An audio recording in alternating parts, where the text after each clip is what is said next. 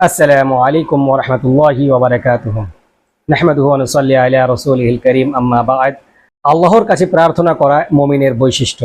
তাই আমাদের সকলকে আল্লাহ রাব্বুল আলামিনের কাছে সব সময় প্রার্থনা করা দরকার। নবী করিম সাল্লাল্লাহু আলাইহি ওয়াসাল্লাম একটি বেশি বেশি করে দোয়া পাঠ করতেন, যে দোয়াটি আজকের ভিডিওতে আমি আপনাদের সামনে তুলে ধরব।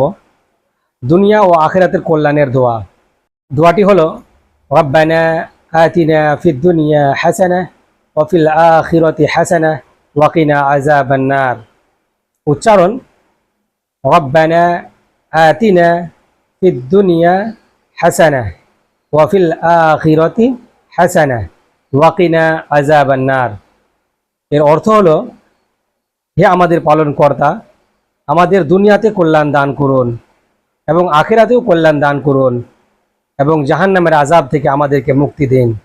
অবশ্যই দোয়া করি আল্লাহ রাব্বুল আলামিন যেন আমাদের সকল মুসলিম নরনারীকে এই ছোট্ট দোয়াটি পাঠ করার মাধ্যমে আমাদের দুনিয়া ও আখিরাতে কল্যাণ দান করেন এবং জাহান্নামের আযাব থেকে মুক্তি দান করেন। আমিন। আসসালামু আলাইকুম ওয়া রাহমাতুল্লাহ।